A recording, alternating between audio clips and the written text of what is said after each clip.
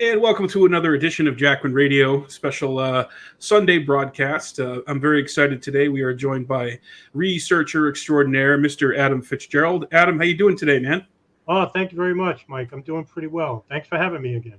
Yeah, absolutely. Thanks for coming on. I know it was kind of short notice, but um, man, this stuff with Saudi Arabia has been in the news, and I really wanted to talk to somebody about it who's up on it and has been looking into it. So yeah, this week we saw President Biden going over to, I believe, Israel, Saudi Arabia, and the West Bank. What do you make of his trip over to Saudi Arabia to meet with bin Salman? There's a lot to discuss here because there's so much at stake, especially with the recent um, inflation crisis that the United States is currently under.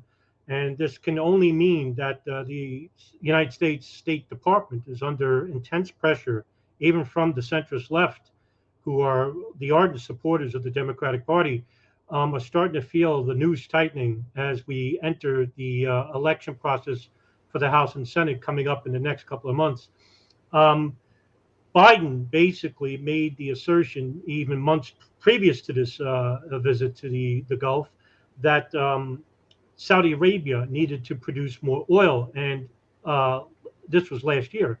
And this elicited a response by Crown Prince Mohammed bin Salman, the next in line for the kingship of the two holiest sites of Islam, Mecca and Medina, where he basically responded in kind, saying that the United States is not the only country that's in need of oil. We will not be producing more oil for just the United States.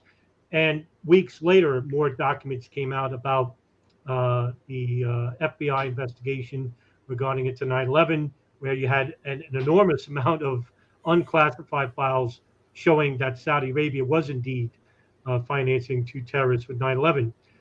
So fast forward to this week, where basically Biden, along with Anthony Blinken, Secretary of State, visited the Gulf, especially with Crown Prince bin Salman, where he gave the infamous fist bump to a war criminal in Mohammed bin Salman for his direct involvement with the most existential crisis in the world, which is the Yemen war, not Ukraine. Right. And hey, at least this time there was somebody there to shake hands with and fist bump with, and not just midair. Yeah, right. I mean, well, sorry to interrupt. I had to get that one in there. Right. The running joke is that he didn't want to shake hands with a war criminal. Meanwhile, Biden himself is a war criminal anyway for allowing the sales of weapons to Saudi Arabia and the Gulf, Bahrain, United Arab Emirates. But the main course of the discussion was about oil production. And I'm pretty sure another topic of discussion, which is not going to be at the forefront, is, of course, the Iran problem. And this is basically why he also visited Israel in its own right. I mean, there's only one reason why that he would visit Israel and Saudi Arabia, and it's not about oil. It's basically about Iran. And I think that's the looming crisis that is hanging over everyone's head in the Middle East right now, because that's the only war that wasn't entertained in the last 20 years. With this as well, the crisis in Yemen and about the broken promise by the Biden administration, one of the very first things he ran on in 2020 was that one thing he was going to bring up was that we are going to negotiate a lack of weapons sales or weapons agreements with Saudi Arabia. And in the very first week he was holding in office, he basically committed to the largest financial aid deal to Saudi Arabia, about, I think it was $1 billion or $1.1 billion of weapons aid to Saudi Arabia, which went directly to fight against the Houthis in Yemen. And this is the biggest crisis in the world. Nothing comes close. I think right now, approximately, if we're going by the Amnesty International numbers, it's well over 650,000 that are dead. And it's 8% of those deaths are children, basically. And there's also sanctions on the country itself, which in turn is also a declaration of war. But it won't be reported through the legacy media here in the United States. No, they'll basically say that Iran is the biggest exporter of terrorism, and that's the reason why the Yemens, or the Houthis in Yemen, who are basically getting the weapons from Iran to defend the whole entire country from this draconian monarchy empire in Saudi Arabia. And so Biden is basically groveling to the crown prince because he knows that they are the real power in terms of producing oil. It doesn't matter whether the United States is threatening Saudi Arabia with additional unclassified documents 9/11 because it would hurt the United States anyway in return in doing that. But needless to say, you have other competitors as well who are vying for power in oil production, and that is Russia and China. And basically right now, what is the United States at war with? Well, we're at war with Russia. Even though we don't show it, we're basically funding these right-wing separatist groups like the Azov Battalion and the Ukrainian nationalists that are in these cities in Ukraine. And according to Bloomberg News, which was reported earlier this year, they have no idea where these weapons are going. And we're sending billions of dollars. We're producing mass amounts of money. Meanwhile, we're going through a financial crisis in return. So every dollar that's produced is adding more to the crisis. And who is Biden blaming? Well, they're blaming Russia. And of course, they have to, because that's exactly who we're going to war with. On the other hand, you have the Republicans who are basically saying, this is a war we don't need, but we need a war with China at the same time. So there is no real hegemony when it comes to the left and right. So no matter what, whoever wins in November of 2022 regarding the House and Senate, and I happen to think the red is definitely taking over both, what's going to happen is we're going to see a gradual shift of those weapons and the sales to Ukraine over to the bases that are surrounding China. And maybe, just maybe, what I think in my horrifying declaration is that we won't engage in a full war with China. We'll have a proxy war, and we'll have two proxy wars at the same time. But I do believe, and this is, take this a grain of salt, I do believe the full-scale war that we will see is Iran. And it's basically pressure from not just the Gulf, but from Israel, the most powerful political lobby. But the financing is coming from the Gulf. That's where the money is coming from. Israel is basically a very poor country in return. But the money when it comes to financing, it's Saudi Arabia. And that's why I think the United States is going to appease everything that was held in this meeting earlier this week with the county, the kingdom, and the consulate that were there. And I think one reporter actually blurted out, are you going to talk about the Khashoggi murder? And you could see basically bin Salman, and I think it was not Jubair, but somebody from the Foreign Affairs Ministry basically smirking, knowing full well that they're not going to answer that. They're not going to basically talk about anything remotely regarding the Khashoggi murder. And incidentally enough, Biden basically said through the meetings, I don't know if this is true or not, but Biden said he did blame bin Salman for the murder of Khashoggi. I can't imagine him saying that in front of his face. And so I think what's going to happen from this on, we're going to see a gradual shift as soon as the Republicans take over both the House and Senate. I'll be completely shocked if the Democrats are basically winning either one. I think they destroyed whatever momentum they had with these, with the latest in Ukraine, the inflation crisis, and the COVID mandates, which basically destroyed small business owners in return. And I think they just had enough. And I think there's going to be a big voting backlash, especially from middle-aged, even people within the 50 to 60 brackets are going to come out in droves and basically go with the Republicans in this endeavor. And I think that what will happen, you'll see an alleviation of the mandates when it comes to COVID, but we're going to see a swing to China and Iran, and you're seeing it already. And Tucker Carlson and I forgot the name of the other woman. I'm sorry, the name escapes me. Where they're basically talking about how China is a threat, a financial threat to the United States, and they're no on threat. Fox, Laura Ingraham. Yes, I'm sorry. That's right, Laura. Is it Laura Ingraham? Yeah, that doesn't surprise me. Yeah, but no, I think what will happen is we'll see a swing shift to China instead of Russia, and that will fizzle down. And already we're seeing the Ukraine crisis basically dwindle when it comes to the global attention. The only thing that's giving it attention is basically the hard left, and they are basically not being supported by even their own Democratic leftist supporters. I think we're going to see a swing shift. Yeah, and I think The Intercept reported on a moment during the meetings between President Biden and bin Salman where, the prince kind of chastised Biden about being more concerned with Khashoggi's death than the journalist that was killed by the IDF or the Israeli forces. That was Shireen. And, yes.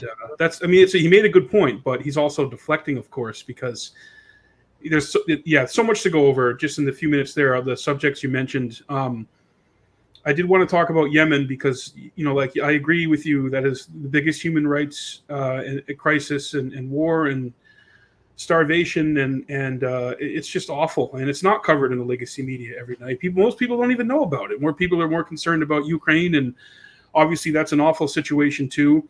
But even around here, I live in a very very liberal town in New Hampshire, and the Ukraine flags are starting to fade. I got to say, they're literally the sun is it's fading on it. So, but I think the Democrats and a lot of the party activists are very angry about what happened with Roe v. Wade. The Democrats had so many years to codify that and do something about it. They haven't done anything about that. They haven't done anything with healthcare. There's no real student loan relief for young people. Everything that they've promised and campaigned on, they haven't done. So they're now just trying to fundraise and tell their supporters, if you vote harder, you're going to get what you want. And people don't believe that anymore. And people are like, this is BS. We don't buy this.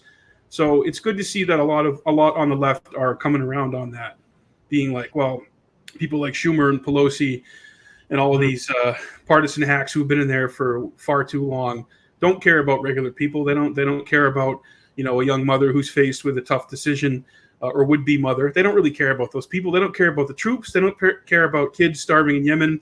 It's all about stocks and making money and power. So. Yeah, you're going to see it go red, but I think I agree. You're going to see more of a focus on China if it goes completely red. Yeah, we're seeing a failure in two folds. One is domestic and one is foreign. I think the Biden administration failed in both endeavors. There was very, very little in terms of progress, but here is where it counts.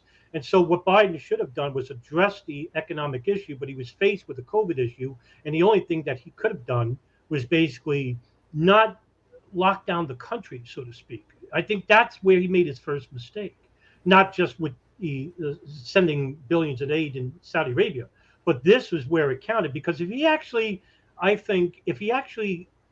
didn't have a lockdown, he probably could have saved himself. That's just my opinion. But in terms of by destroying the small business owner in return, and what happened was that you turned against the very voting base that supported you in terms of a crisis under the Trump administration, because that's when COVID started. And what they should have done was reverse the process. And instead, they expedited the process in return. And so they basically, any type of real support was that and there was going to be real change under the Biden administration. But what did he do? He basically was heard saying nothing is going to fundamentally change. And so nothing really didn't. And he appeased to who? The corporation, the major corporations. That's who was saved during the crisis of the COVID crisis, when they gave billions and billions of dollars in these COVID relief packages to companies like Walmart and Target and all the big corporations. So what happened to mom and average Jim and Joe pop stores? Well, they had to close down because they didn't get much in the way of real financial backing from the federal government. And in return, what did the Biden administration do? Well, they gave you $600 a month. And said, yeah, that's enough for you. Yeah, and $30 million a day to the Ukraine. Right. But meanwhile, not really. Yeah. Right. You know where this is going, right? Because you basically saw an overwhelming vote for having billions sent in Ukraine. Meanwhile, there's no hesitation. But when it comes to domestic issues, there is a dividing political line. But when it comes to global issues, when it comes to the Pentagon, when it comes to the Gulf, when it comes to Israel, there is no such thing as bipartisan politics. There is just one entity. And that's just proof to you that there is no Republican Democratic line. There is one entity in the United States federal government. And I keep telling this to people, but I mean, they're so, I guess, invested when it comes to their politics. And Yeah. they really believe that there is a left and right issue and that they do support the people. Well, no, I mean, if you need 2022 to have proof that they aren't for you, I mean, just take a look at the rest of history. They never were. And that's why we have the crises that we have now in the country as well as outside of it. And this is what we need to address. But if, as long as we're still bickering over the mundane and trivial, we'll never get to more important issues that you raise in your shows. Yeah, that's what they want. They want everybody to be fighting each other, and they want blue versus red, like a American Gladiator football stadium show on steroids with fireworks sponsored by Pepsi. And for the most part, they got a lot of people in the bag with that. But I think financially, and when you hit your average American where it hurts at the gas pumps or in their bottom dollar or their grocery bill, they're like, whoa, what the hell's going on here, man? Maybe I should start paying attention to this stuff. And I think with that, more people are maybe susceptible to looking at the bigger picture, the fact that both parties have sold us out so long ago.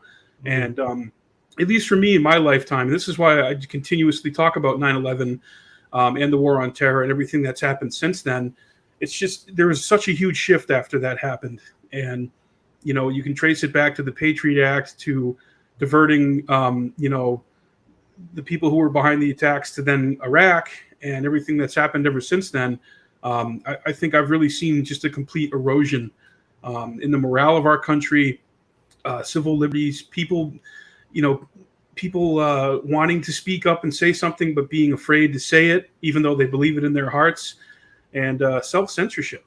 So I think there's more and more people who do care about these issues, but they maybe because of their jobs or because of, feeling like they're going to get chastised by friends and family or fear, they're not speaking out. But I don't know, this whole deal is so short. I think the short time we do have here, we should speak out and try and do something about it, because it is kind of getting closer to midnight, it feels like, especially the last couple of years. What we're basically seeing is a ripple effect from 9/11. That's why I became so invested with the terrorist attacks of September 11, 2001, is because it's not just like with the JFK assassination. We basically knew that the federal government at some level was behind it, along with the CIA, right? And then if there's any foreign involvement, like Israel or something like that,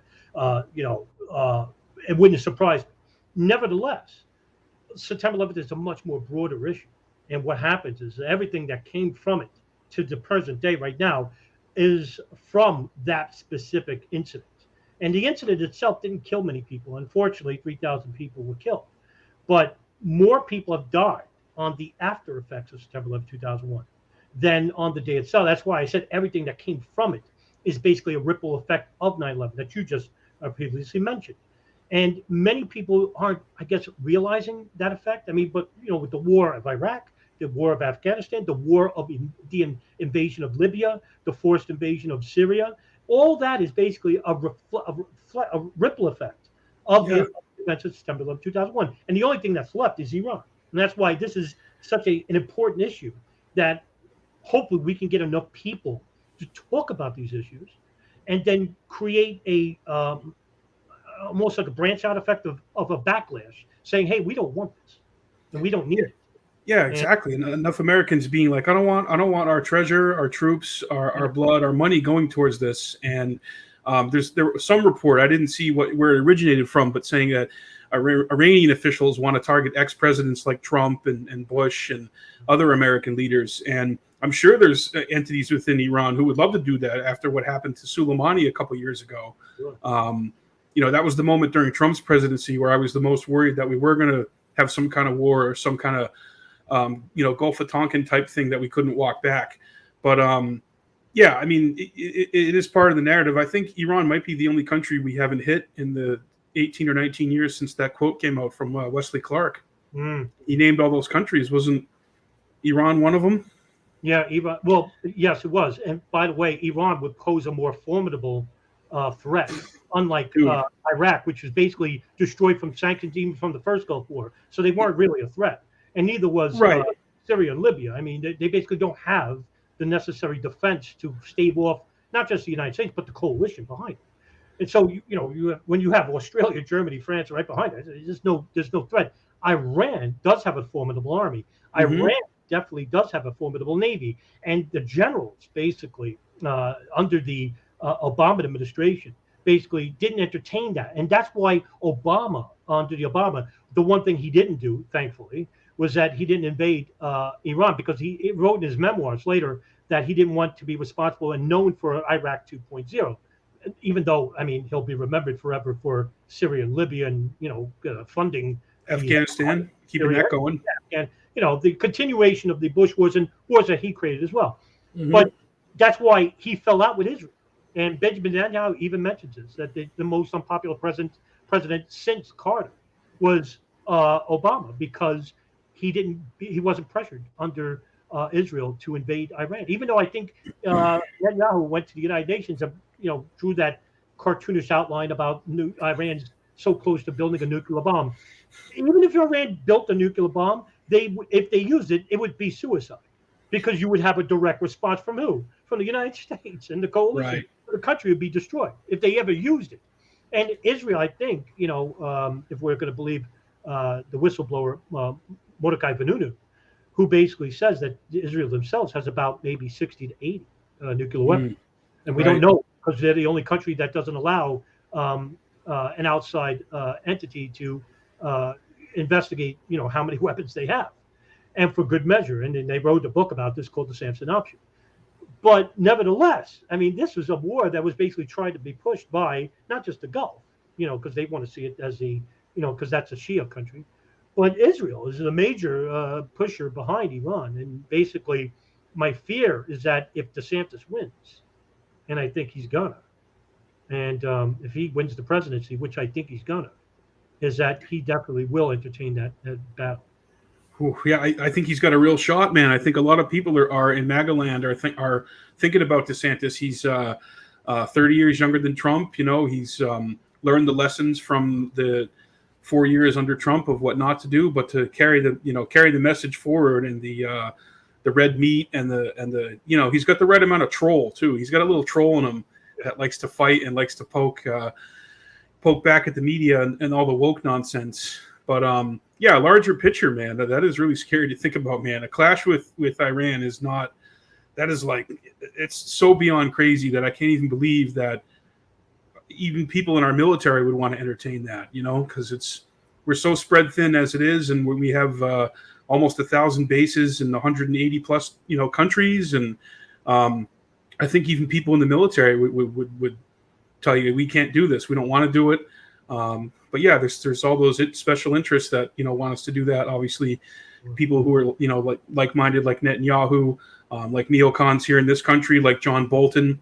So the next Republican administration who gets in there, I wouldn't be surprised if they bring somebody like Bolton or Elliot Abrams or Wolfowitz or Bremer or a Cheney, someone from that school. I mean, Liz Cheney, she might even have a shot at being on the ticket. Yeah, remember also too, if we do entertain this battle, it will not just be Iran, but the countries that are allied to Iran, like Lebanon, Syria, for example. And this is the reason why we're cutting off that chain link between Lebanon and Iran. As long as we control the oil fields in Damascus, we can basically circumvent any link with any type of aid between Lebanon and Syria and to Iran.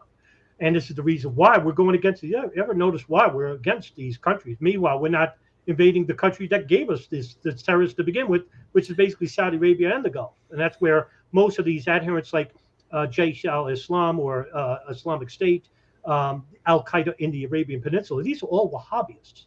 And where do Wahhabis come from? Not from Iran, not from Lebanon, but from Saudi Arabia and the Gulf.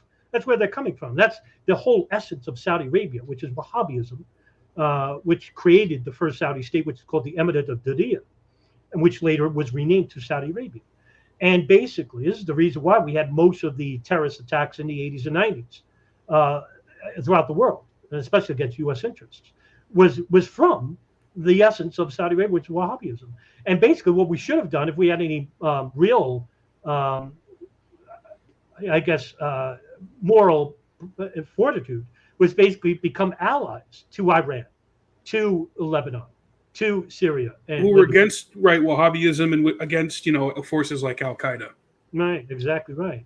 I mean, Saddam right. was not aligned with Al Qaeda, but 70% Americans would have thought so around 2004, which, right, they didn't know any better. But now that they're a little bit more learned about the subject, we could definitely show that, hey, Saudi Arabia is actually funding these ghoulish groups that are basically conducting these terrorist attacks. And I think what's going to happen, and I think what's happening now is we're seeing that a repeat of Afghanistan 1979 with Ukraine, where we're sending all these billions of dollars of weapons aid to these right-wing separatists. And that we did this with Operation Cyclone, the CIA operation in Afghanistan, where we sent millions and millions of dollars through the Pakistan ISI to these Mujahideen rebels, who later on became the enemy. I think there's a good quote. I don't know who said it, but if you want to find out who tomorrow's enemies are, find out who we're funding today. And that's exactly right. So I'm not saying that we're going to go to war with right-wing separatists of neo-Nazis, but maybe, just maybe, that entity could grow, and these weapons basically could foment groups that are basically going to cause a problem somewhere in the future. Yeah, it'll come back to bite us in the butt. Exactly. And it's almost like we haven't learned anything, since 9/11. Well, maybe we're just having a constant state of war, which is what was written in 1984 by Orwell. War was not meant to be won; it was meant to be continuous. And right. This only benefits to the coffers like LG3 Technologies or Boeing or Raytheon, and other private military industrialists like Blackwater, which goes by, what is it now, Academy, or they always change their name every year because they've done some rebranding. Yeah, they put lipstick on it. It's still a pig. Yeah, that's right. It's still a pig. But and the thing with Ukraine, I mean, we've had intelligence forces over there, so I would call it a proxy war. But I mean, it's hot in the sense that we do have advisors, or whether it's CIA or whatever alphabet agency, we do have intelligence forces on the ground, or near at aligned bases nearby that are training and arming the forces in the Ukraine. Like, they've even had to admit that in the last couple months. Yeah, and look, with I think what I think is going to happen, and with a new concentration on a new face, a new enemy, is that we will not be addressing the points that Biden allegedly has made to the Saudi kingdom in this week's meet. And also, too, I believe he actually visited not just Israel, but he also visited, I want to say, it escapes me. Yeah, I think so. This is definitely going to be a topic in regards to, and by the way, one topic that's not going to be discussed is 9/11, basically. So that's going to be, don't even talk about that. Yeah. Which he should have, if he had any moral fortitude. Yeah, I mean, that's been in the news big time too, though, with these, and we can talk about this after, but Terry Strada, who represents over 9,000 9/11 family members, has been in the news big time talking about the LIV golf stuff that's been going on. We can. Yes. Sorry, I'm sorry, I wouldn't make your point. I didn't mean to interrupt you there. No, not at all. But it's very important to discuss, and I want to dissuade from the topic at hand. But yeah, let's talk about the golf tournament. It's actually the LIV golf tournament, and the LIV is actually a reference to the Roman numeral of 54, which, according to an article that was written earlier this year, I want to say in April or May, was Sports Illustrated. It was called Frequently Asked Questions of the LIV Golf Invitational Series. And basically, if the score of every hole on a par of 72 course were birdied, and the number of holes to be played at LIV events, this is the reason why they named it LIV. And it was started in 2022, and I want to say in England or Sweden. And hey, we got Mr. John Gold joining our stream. John, can you hear us? Yes, I can. Well, good to see you, John. How you doing, man? I'm doing the best I can. How are you? I'm doing well, and I wanted to invite you and Adam here today. We are live on Jackman Radio's YouTube. As I was saying to Adam, you guys represent two of the best writers and researchers on 9/11, and especially with respect to Saudi Arabia. And because this has been in the news so much lately, we wanted to talk about, the golf tournament and Terry Strada's statements and the meeting with bin Salman and everything that's been going on with that. So, what's your take on the golf tournaments, the LIV, the Kingdom of Saudi Arabia being able to buy these golfers for millions of dollars? It says that money talks and SHIT walks. It's sad, but then again, I don't blame the entire culture of Saudi Arabia, the country of Saudi Arabia, all of the people of Saudi Arabia for the actions that took place on 9/11. That's called collective punishment, when you hold people's families, neighborhoods, cities, countries accountable for the actions of a few. And it's a war crime. And that's exactly what we did after 9/11, is we held all of these countries accountable for 9/11 that had absolutely nothing to do with the attacks. So, while I think that Saudi Arabia should definitely be held accountable, or aspects of elements within Saudi Arabia need to be held accountable, I've always said that 9/11 was a crime carried out by individuals, and those individuals need to be held accountable. And then you want to take a look at Wahhabism and all that stuff. I mean, that's secondary compared to accountability for 9/11.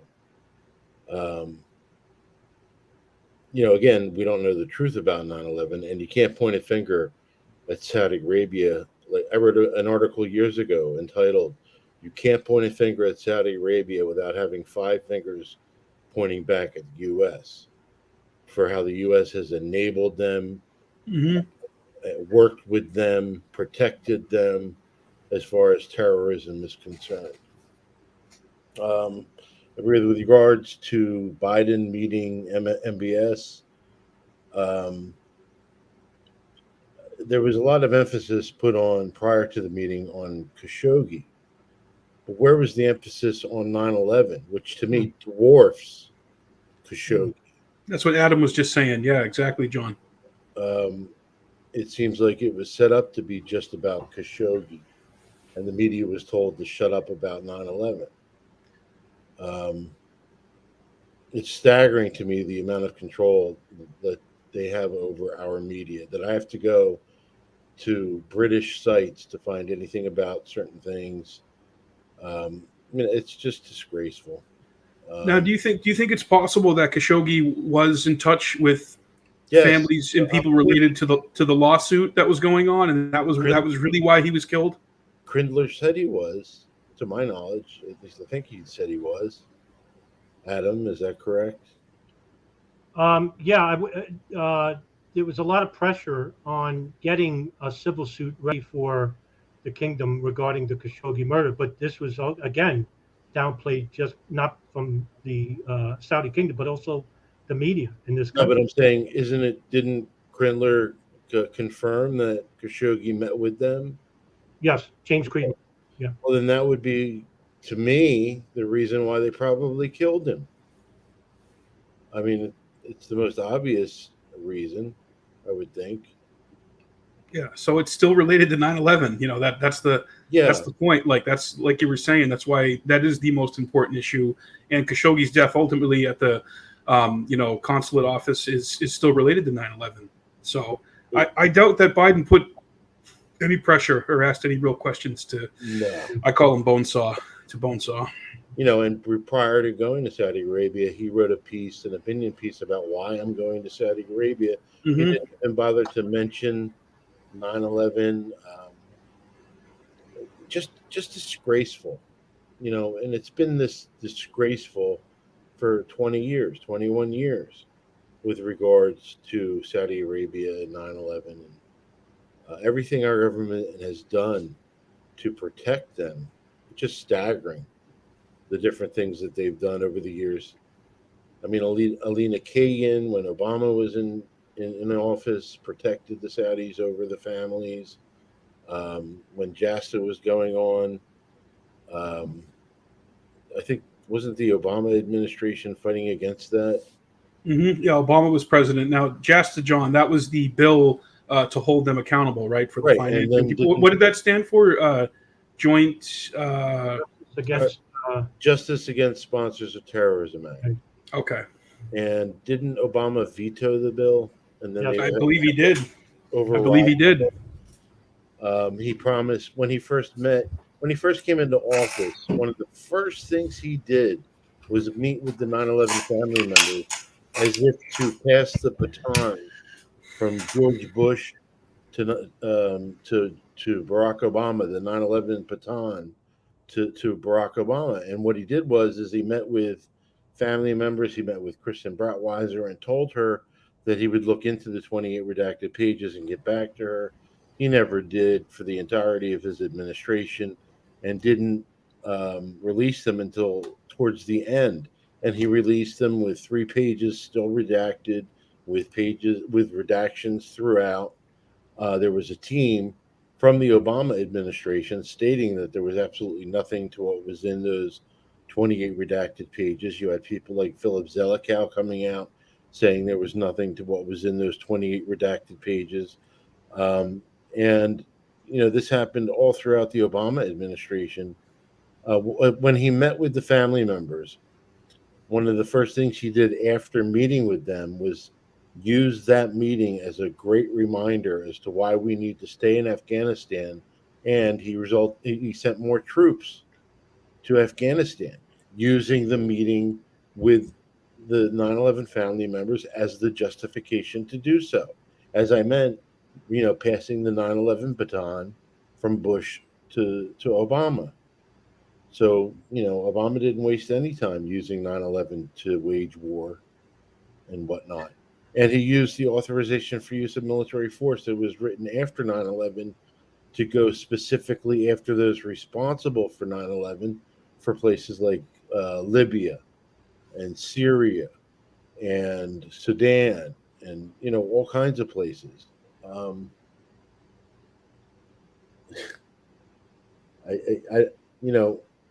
The Obama administration gave the Saudis the go-ahead with regards to Yemen. They sold them billions of dollars worth of weapons. They refueled their airplanes in the air. They gave them intelligence. They put boots on the ground in Yemen to support what Saudi Arabia was doing. And finally, years later, they said that they no longer supported what Saudi Arabia was doing in Yemen, but they didn't make any effort to stop them. And what So happened? that's been going on since 2013, 2014, right? When Obama, yeah. And I think during this meeting, supposedly MBS was going to make a concession with Yemen, but I doubt that happened. I mean, have you heard anything? Have you guys heard anything on that? I haven't heard anything about that. I think it's a disgrace what they did to that country, and I think the Ukraine is going to be the new Yemen. And I'm tired of people referring to it as the war in Ukraine. It's a war against Russia. It's our proxy war against Russia. Yeah, it's a war against Russia, period. Anyway, so with regards to Biden meeting him, it was a disgrace he didn't bring up 9/11. I don't think he should be allowed at any 9/11 memorial event. I think the families should make that happen. It was funny because the Independent reported that Prince Bandar was going to be the one to meet him on the tarmac. And I thought, my God, what a slap in the face to the family members. And he may very well have met with Prince Bandar behind the scenes. I don't know. It was his daughter, Fema, whatever her name is, the Saudi ambassador to the United States. Fema Bandar, is that her name? Bandar's daughter, huh? Yeah, Bandar's daughter is now the Saudi ambassador to the United States, a position that Bandar held for 30 years almost. Bandar Bush, and nobody saw him for a while, right, John? Like do you guys know like how long it was that he was kind of either hidden from public or he was trying to keep a low profile up until a couple of years ago? Well, there was even some reports that he was dead. There's Thierry Mason, the idiot that he is, reported that Prince Bandar had been assassinated. I called the Saudi embassy to verify that, and I was laughed at. That's pretty base. That's pretty And base that you did that. somebody else called the Saudi embassy and were laughed at as well. When MBS did his "Let's Make Saudi Arabia Great Again" tour through the United States, CBS gave him a 30-minute propaganda show.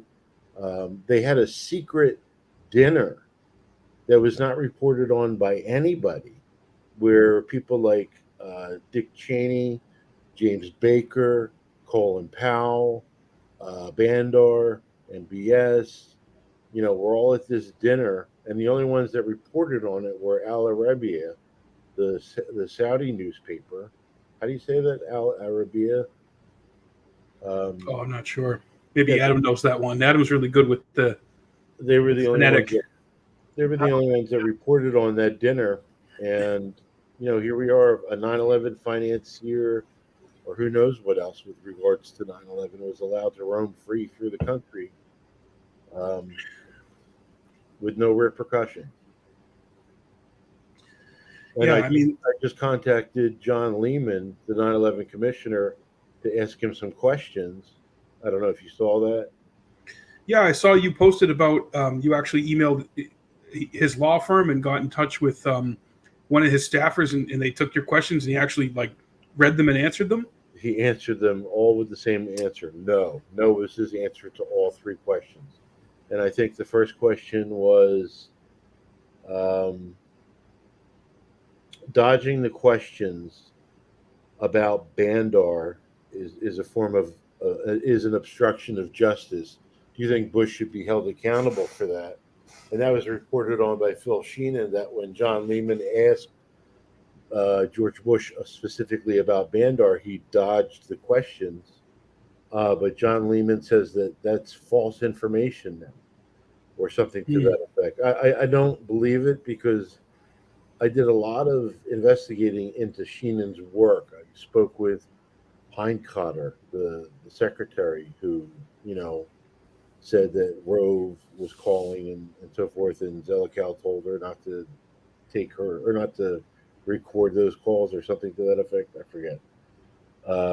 I spoke with Dana Lieseman, who was the Saudi investigator on the Joint Congressional Inquiry. She moved over to the 9/11 Commission to continue her work.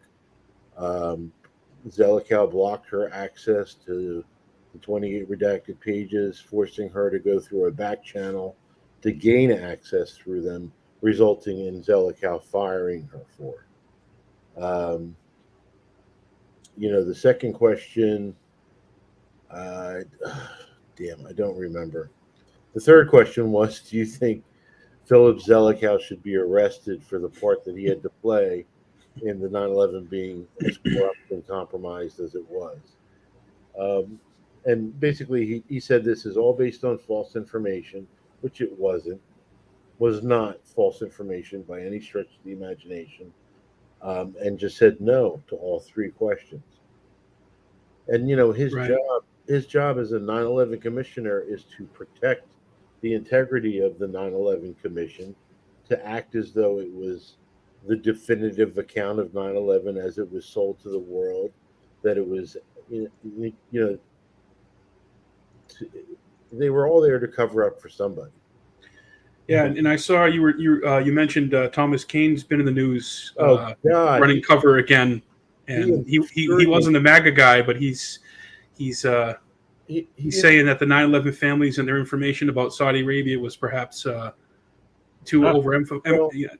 What he did was, when the information first came out, Thomas Keane feigned anger about it, and he's done that before, where it seems like it's theater.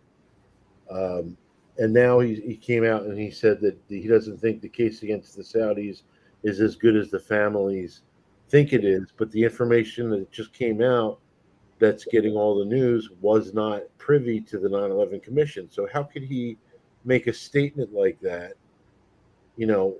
about this entirely new information that the 9/11 Commission wasn't even privy to? Right.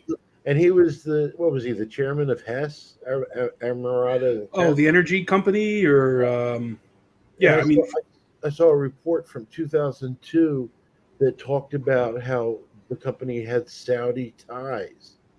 Probably. That Yeah. wouldn't surprise me. So there you go, right there. Thomas Keane protecting Saudi Arabia. And now, Adam, have you had a chance to read all those documents you were looking at a couple months ago when the latest information came out about the hijackers in California meeting with this Saudi agent, essentially? How about you? Yeah, actually, when that first came about, it was pressure from the Biden administration just last year to release documents and files. This came incidentally at the heels of what I said previously regarding his visit by Anthony Blinken, Secretary of State, where they pressured Saudi Arabia to produce more oil, and they refused. And just weeks later, it was just like on purpose, almost the recent declassification. I think it's 510 pages from the Pent Bomb investigation, as well as Operation Encore, where you have a recent declassification, but partly redacted files of both FBI investigations into Saudi financing. What they found was something that myself, John Gold, and Ryan Dawson and Paul Thompson have been saying for quite some time, but we just didn't have the names and proof. Well, this latest declassification of files shows that you have a Saudi government official in Omar al-Bayoumi getting paid by a company called the Saudi Arabian Presidency of Civil Aviation, in which he was an employee since 1975, and in which he constantly denied, even said during the when he was interviewed by the FBI and 9/11 Commission, where he basically says, and you can read this in the memorandum for records, where he says that he just incidentally had met two Al Qaeda operatives in this restaurant called the Mediterranean Cafe, which is no longer there, where he walked in and met these two Arab men. Just ran into them, yeah, by chance. Yeah, just by chance. But Omar al-Bayoumi wasn't alone, and he was with somebody named Kassam bin Dan, an associate. And when the FBI investigated, were interviewing him, he said the opposite, that they were the first people to enter the restaurant, and then walk in Khalid al-Mihdhar and Nawaf al-Hazmi. And Omar al-Bayoumi started a friendship with them and basically provided the first 2 months' rent, helped them to get their driver's license, even through a party where there was a video taken of this housewarming party that was shot on Omar al-Bayoumi's camera. And this came out during the latest cache of files. And basically, it was very underreported.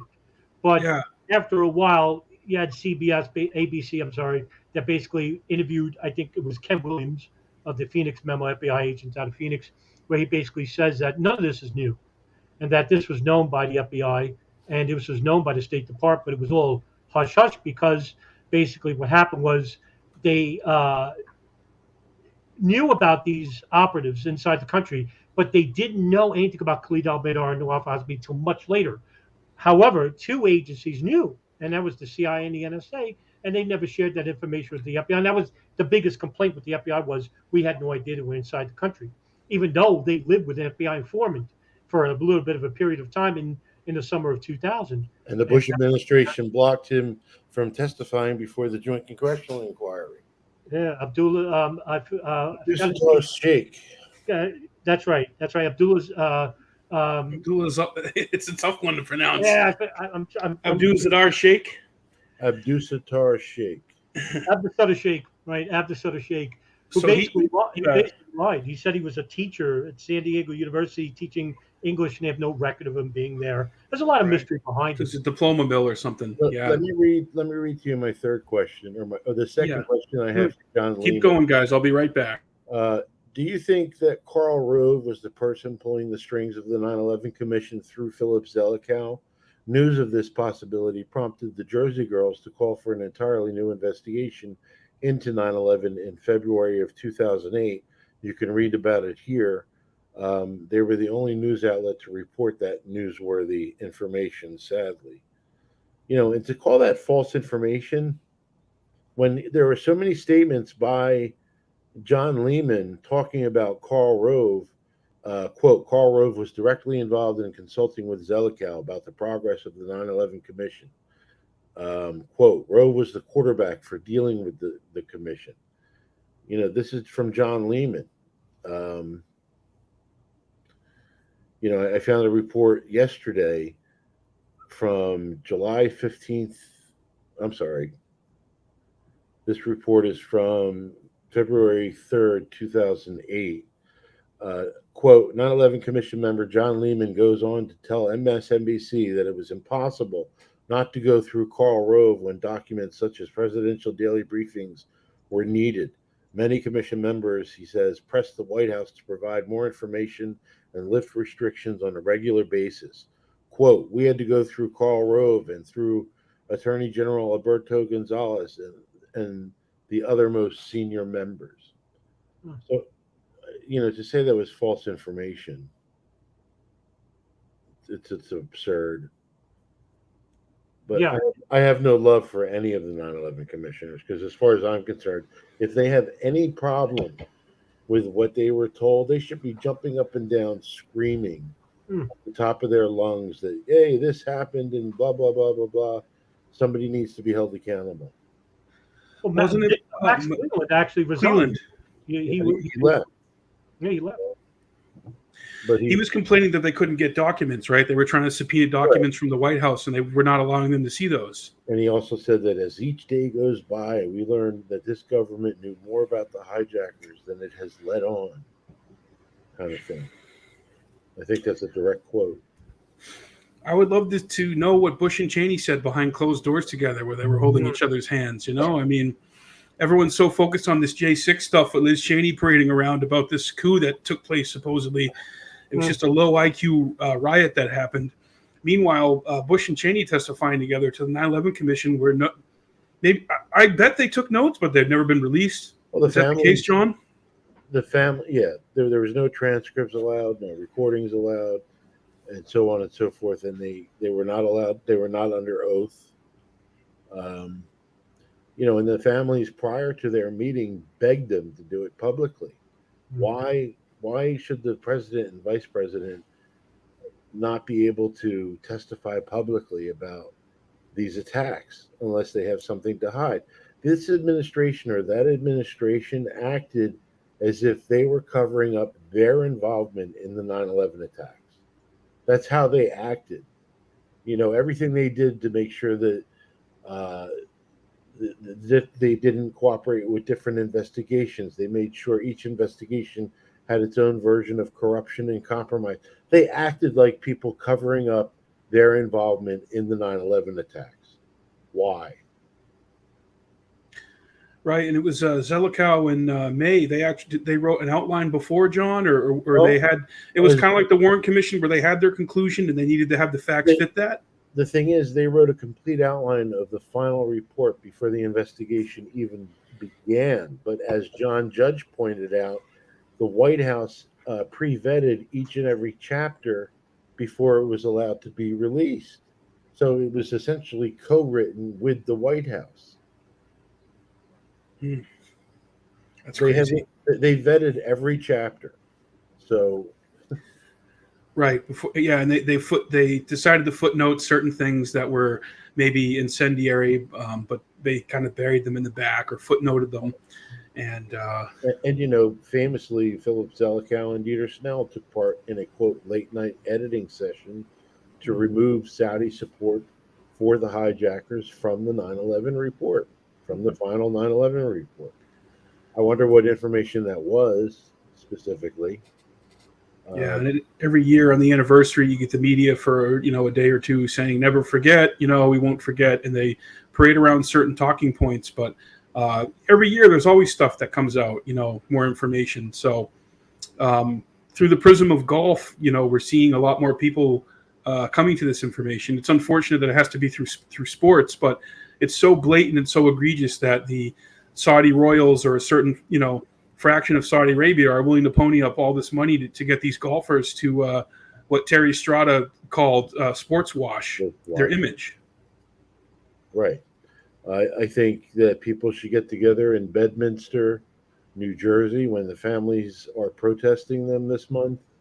When I don't know what day it is, but whenever they're playing at Trump's golf course in Bedminster, New Jersey, you should go out and support the family members.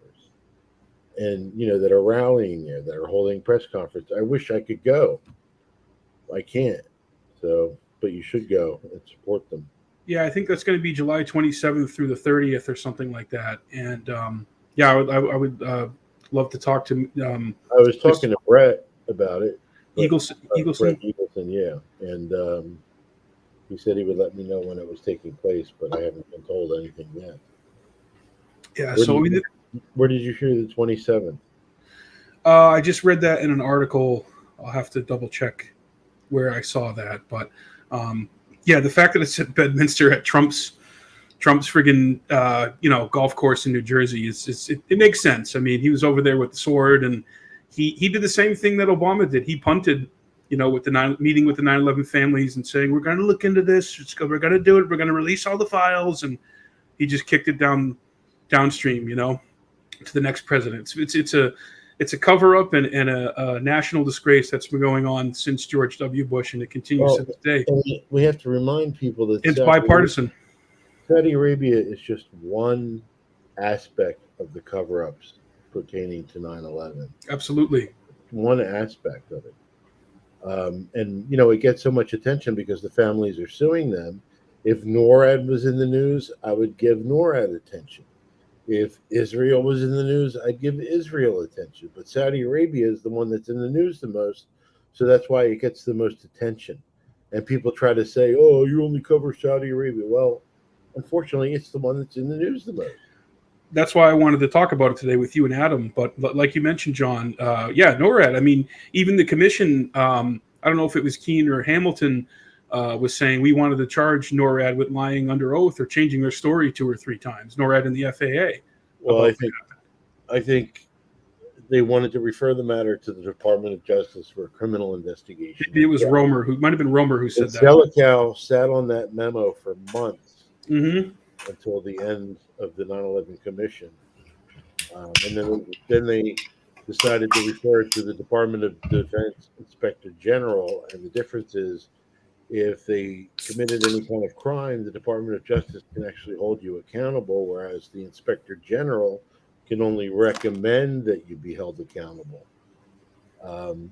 And of course, when you investigate yourself, you're going to let yourself off the hook, and that's exactly what the Department of Defense did with regard to NORAD, with regard to Able Danger, and I don't trust Tony Shaffer anymore. But that's what the Department of Defense Inspector General did. Adam, you had on Tony Shaffer for the Darkened Hour. What do you think about your discussion with him, and what did you come away with? I did not interview him for my book. Adam had him on his podcast. Oh, I think. Go ahead, Adam. Right, Adam? Yeah, that's right. I interviewed him and Eric Kleinsmith of the Land Information Warfare Activities. Both were involved with Able Danger. Right. Shaffer, actually, I kept it strictly to the Able Danger program itself. In regards to Shaffer, the more interesting aspect was that he actually met with Philip Zelikow at Bagram Air Force Base. Yeah. And basically told him about the program, which is still classified up to that point. And he was actually the first person to ever know about the program outside of anybody that was involved with the program. Yeah, and then when he returned to the United States, his security clearance was revoked, and then he was put in limbo for that. Philip Zelikow was supposedly Tony Shaffer's arch nemesis.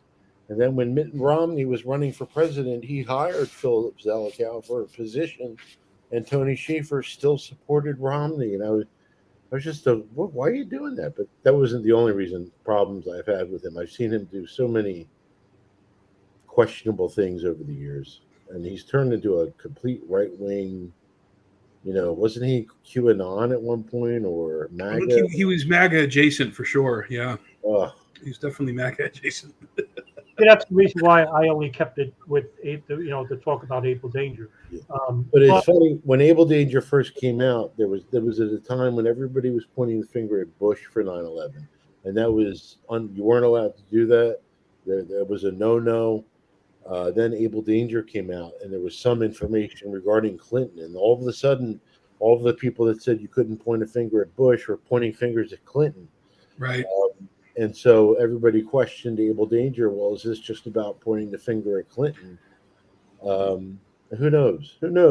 But, Sandy Berger apparently took some documentation that may have had to do with Able Danger. But he's dead now, so we can't question him about it. the further away we get from that day, the harder it will be to get to the truth because people are going to die. Ernest May, dead. Didn't Slade Gorton die? One of the 9/11 Jamie commissioners. Gorelick and Slade Gorton, I think, have both passed on. I think. No, I James don't know if Jamie Gorelick died, but Okay, Slade Gorton, I think. Then. hold on one second. You can Oh, go. yeah. Gorelick is alive. Oh, okay.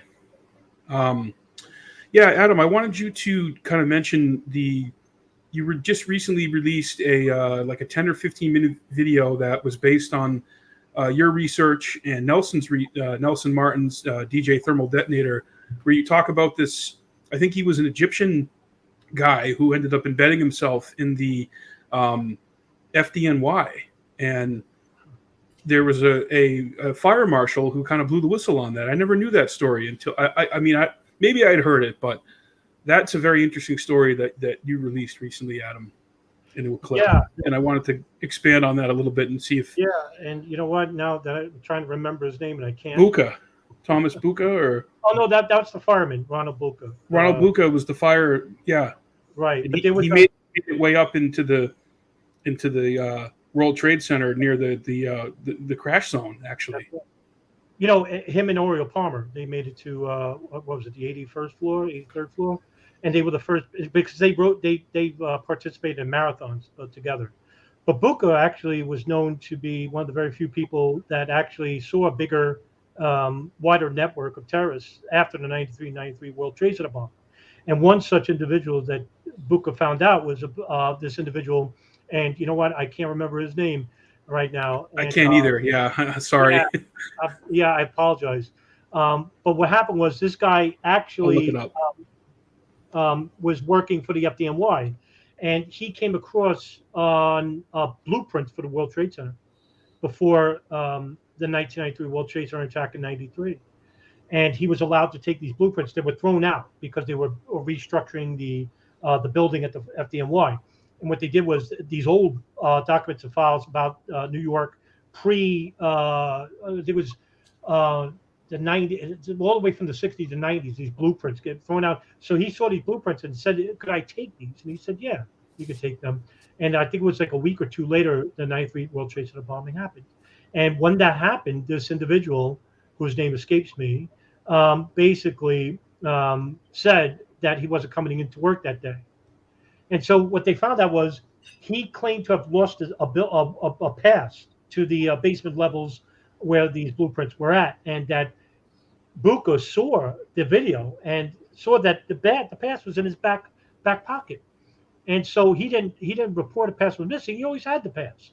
So they wanted to know. They opened an investigation into him. What he found out was basically this guy was known to the Egyptian radical Omar Abdel Rahman of the Gamma Islamiyah group, which is a terrorist group, labeled terrorist group in Egypt. Ahmed Rafai, that was his name. Yeah. What's his name? I think. Ahmed Rafai. Yeah, thank you very much for Ahmed Rafai. That's right. Very good. This is your research. Yeah, that's right. No, thank you very much. Yeah, so they found out that this guy basically was working with the blind sheikh, and meanwhile he had blueprints to the World Trade Center, and then a week or two later, the building gets bombed. We're not saying that there's any type of direct involvement with the bombing. It just seems quite suspicious that this guy's basically friends with people who basically were involved with the World Trade Center attacks. And when then Peter Lance, who authored the book 1,000 Years for Revenge, went with an FBI investigator to the house of Ahmed Rafai, they interviewed him. And basically, after a little bit of pressuring, Ahmed Rafai said something very profound. And he said that there were no elements involving Saudi Arabia or bin Laden involved with the attacks. And he said that Israel and the United States are behind the attacks. And Lance basically was blown away by it. And, they basically walked out of the house and basically said, do you really believe that? And he said, it's not just me that believes that. It's basically all the Arabs that he knows believes that. Well, that was the thing early on, right after 9/11.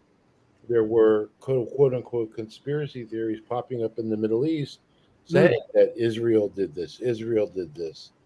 And I wonder if that's what prompted Bush to say, let us never tolerate outrageous conspiracy theories concerning the attacks of September 11th, malicious lies that attempt to shift the blame away from the terrorists themselves.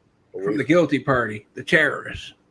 Right. That was good, John. That's a really good memory there, man. You had that down dead nuts. Yeah, but that was the first form of conspiracy theories about 9/11 that came out. I mean, other than the people who were on the TVs that day saying that the Palestinians were responsible for this. You know, so many different conspiracy theories concerning 9/11. Just to add on that, John, basically you reminded me of something. Someone else spoke about the 9/11 conspiracies in Al Arabiya news station. Is basically was Jamal Khashoggi of all people. Jamal Khashoggi came out and said Adnan Khashoggi, weren't his assets frozen or something? I yeah, forget. during the Afghanistan war. Yeah, and he actually was one of the main reasons why the Mujahideen actually there was a conduit between Saudi Arabia and the Gulf to the weapon sales of the Afghan Mujahideen. I think he bought Trump's yacht, or he sold the yacht to Trump. Did you guys ever hear that? So, if I were to say that the system that brought us the Iran-Contra affair is the same system that brought us the 9/11 attacks, how accurate do you think that statement would be? I think that's incredibly accurate. And I just wrote an article about this, and I mentioned some of Adam's research. Lee Hamilton was part of the official white ribbon or blue ribbon, wherever you want to call it, inquiry into Iran-Contra. And in 1987, he decided not to investigate Ronald Reagan or George H.W. Bush because it wouldn't be good for the country. You know, that's also in my book, Mike, Lee Hamilton. So it's also in. We also have to give credit to another researcher who has sadly passed on, who wrote about the October surprise and about Iran-Contra. Robert Perry. Yeah, and because you pointed me to that information a long time ago, John, I sent a letter to Barack Obama, and that letter actually got published in a book called Letters to Obama when he was coming into office. So we stand on the shoulders of giants as far as research. And I think so many researchers and people who look into this stuff, like you guys and Paul Thompson, have vast pieces of the puzzle. And if you put it all together, all the really great, best information, the real story kind of emerges. But sorry, John, back to your point about Iran-Contra and 9/11. No, I just think that's a simple statement that I think is true, and the areas that people need to start looking into, or continue to look into. That's all. I mean, a lot of the same players were in the Bush administration, so it's not a stretch. Yeah, Oliver North sells out his country, gets a show on Fox News. It's the American dream. I mean, Alfreda Ampikowski is now a beautician on Instagram. I mean, the torture queen herself, Adam, Alfreda Bukowski. Yeah, Alfreda. My Alfreda Bukowski, the torture queen. Alfreda Francis Bukowski. That's right. Francis. Okay. Yeah, she's a beautician now, openly. She's out in the open. All right, my dinner has gotten here, so I have to leave you guys. John, thank you so much for joining us, man. I appreciate you coming in. And for anybody who's watching or just joining us, John Gold, I call him one of the gold standards of 9/11 research and activism, has been doing this for a long time, much to his own detriment, because he really cares. And he, way before Jon Stewart, was championing the 9/11 first responders and trying to get them the health care and the help that they deserve and that they still desperately need, even after this has been passed. John, where can people check out your work? Well, they can go to werelietoabout911.com. With regard to the 9/11 first responders, they're $3 billion short right now on money for them. And maybe we can get it from the Ukraine. We can have Zelensky send that to us. Just disgraceful. What have we sent? $60 billion worth of things to the Ukraine? Roughly. And it seems that they're tapping into these responder funds for other things. I don't know if they're doing that or not, but they continually run out of money. I don't quite understand how that's happening. But every time that they have to fight for more money, it becomes more difficult because we're further away from 9/11 and it's not as fresh as in everybody's mind. And, the whole, the heroes of 9/11 thing. Yeah. Doesn't have the sway that it used to. Yeah. Well, Drywall O said, "You all three got to do this again." I would love to. Absolutely. I mean, Adam and John, you guys are. It's a brain trust. And then one more comment here before we let you go, John. Drywall O says, "Thanks, John." Who says that? Drywall O. Thank you. Well, enjoy your dinner, John. Thank you for finding it. Thank you. Okay. That was John Gold, everybody. Been meaning to podcast with him for a while. I've actually known him since 2007, 2008. I was introduced to him by John Thiel of the Feel Good Foundation. John Thiel was injured when he was working on the pile at Ground Zero, and a piece of Building 7 actually fell and crushed his foot that he was working on. This was days after, maybe weeks after. But John Thiel's been an amazing advocate for survivors and 9/11 first responders to get the help and the health care that they're entitled to. And they've had to fight that's a whole other aspect of 9/11 that gets glossed over a lot too. Bush went down there and put his arm around that retired firefighter and had the bullhorn and gave the great speech. And meanwhile, they have all these cancers and health problems and breathing in all these particles. And Christy Todd Whitman is, from the EPA is saying the water is safe to drink, the air is safe to breathe. And these people are still getting sick and dying prematurely, and they need assistance. So the Feel Good Foundation is a great group and a resource, for that community. I mean, there's so many aspects to 9/11, Adam. You could go on. It's infinite.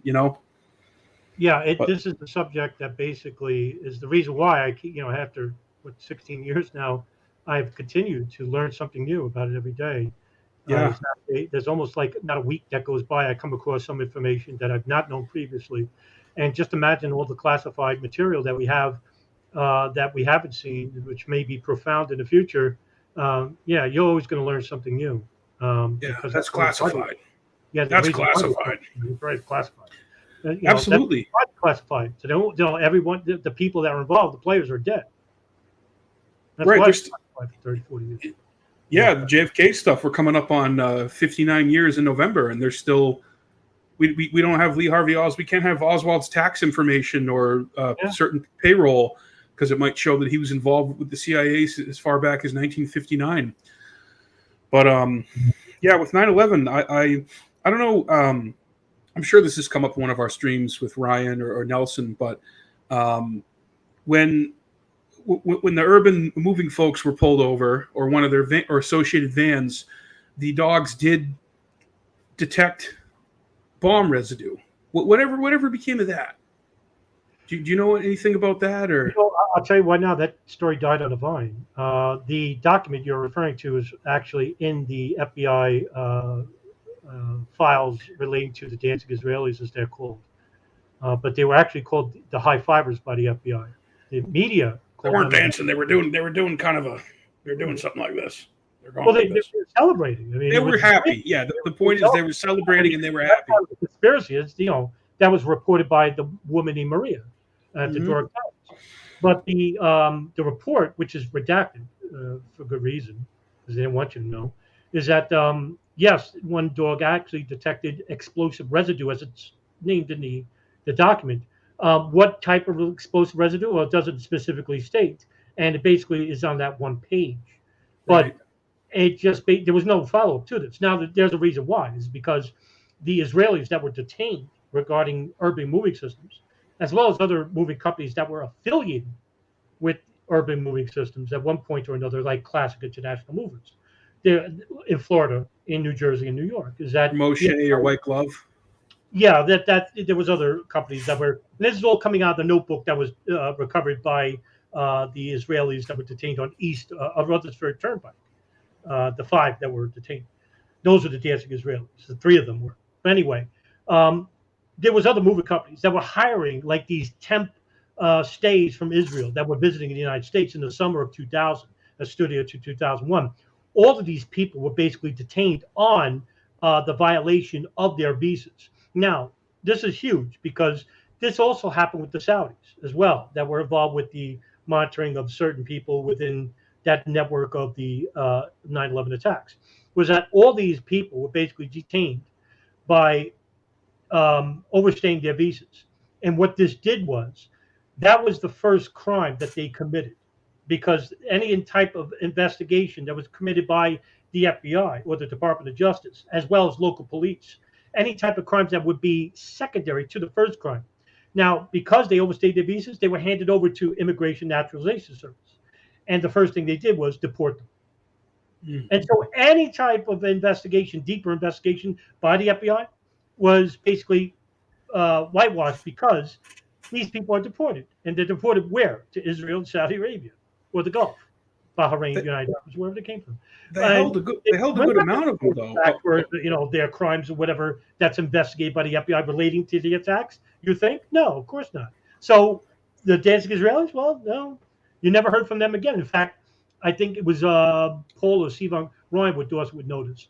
It was either Paul or Sivan Kurzberg actually got married the following year on September 11, 2001. Yeah, Ryan did some Rosetta Stoning and did some research and went to LinkedIn or did something to dig that nugget up. I think it was Facebook. The guy, good, because he opened a Facebook account. And so he gets married on it. You think that was a rubbing nose? Come on. That's pretty hubris. Yeah, you think? But yeah, any type of any investigation after that regarding what they found in the truck detected is all basically whitewashed by the FBI, and of course the media is not going to report on this. The only type that was investigated by the media was a 2020 episode by John Miller, where they talked about the Urban Moving Systems Company, and that's basically scrubbed off the internet. And the very few people that reported on this basically is Nelson Martins. He basically, I think, on his channel may have uploaded that specific report. In fact, if I don't have it, or he has it, and if he doesn't have it, nobody else has it, because nobody is going to talk about that issue. Nobody. Yeah. So a strike or something.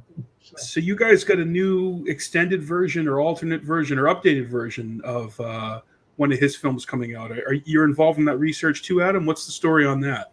Which one? I'm sorry. I think Nelson's posted recently about maybe not a new film, but there's some new information that's been that he's going to edit into, and part of that was what we were talking about earlier with the Buka information. Yeah, this was it's a revision of an earlier film, which is fantastic. Blueprints for 9/11, and he let me narrate the subject of Ronnie Buka. Yeah, Ahmed Rafai. Very gracious of him to do that. And I mean, it's a huge compilation of all reports, basically, the whole documentary. And most of his films are not, him making stuff up. He's telling a story using media reports. Absolutely. Just ignored. Yeah, and even stuff that was reported once or twice or put on page 6 or page 7, never debunked or refuted after that, just memory hold and never mentioned again. And that's why his 5 hours, long, 4 hours long, because he's telling you a story regarding a specific subject told by the media report. That's why his films are they're just Britannicus. That's what they are. They're not just basically conspiracy films. Yeah, there's a conspiracy telling you, but it's through the media telling you this. Yeah, it's very dense. It's very labor intensive, and maybe one of the answers might be, I just thought of this, if we could get this into a Netflix series, that maybe that's going to be able. That's how people are going to pay attention to this really great and solid and real information. I just watched the 3-part series on Hulu about Les Wexner, and that's information that Ryan Dawson most of it is stuff he's brought to the table, but stuff about. Anybody who's been paying attention to the Epstein case knows that Wexner is the key component to the whole deal. But Hulu has a 3-part documentary series where they really focus on Victoria's Secret and L Brands and the Limited and Wexner's companies to tell the story of Epstein going in there and posing as a scout for Victoria's Secret, and then his connections with Jean-Luc Brunel. So I feel like the really solid information and research, if somehow we could put that into a sleek Netflix 8-part series with respect to 9/11, that is something that could be a breakthrough, because there was one that came out last year during the 20th anniversary, and they interviewed all the players. They interviewed a bunch of neocons. It was about 9/11. It was good. It was kind of reminiscent of the Looming Tower and stuff like that. It had some great information. But if we could get something on like a Netflix or a Hulu or something like that, that was presented professionally and wasn't just speculation and had eyewitness, testimony, documents, declassified material, and stories that you don't hear every night on the mainstream. I think that could be provocative enough and attention-getting for the public at large to give this, a real look. I don't know, just an idea. You're an optimist, Mike. I'll tell you that much because what's that? You're an optimist, I see. So I have to be to an extent, man. This stuff's so depressing that you have to spitball ideas and you have to somehow. I don't know, because if you talk to people one-on-one about this information and they see that you're not crazy and you've really read into it and you do care and you do, know what you're talking about in certain areas of this, they're like, wow, geez, I never knew about that. I never thought about that angle. Well, I think we both can agree the taboo subject would not be Saudi Arabia, it'd be Israel. And of course. I don't think any major company would be behind showing the dancing Israelis and the investigation involved with that. Well, this Hulu documentary, Adam, they talked all about Wexner's connections to Israel and to they had Whitney Webb on there. They told Maria Farmer's story, and the whole documentary wasn't spent talking about that. And they didn't. I don't think they ever mentioned the mega group, but they said stuff that most documentaries don't have the guts to say. So I think that's a promising step in the right direction.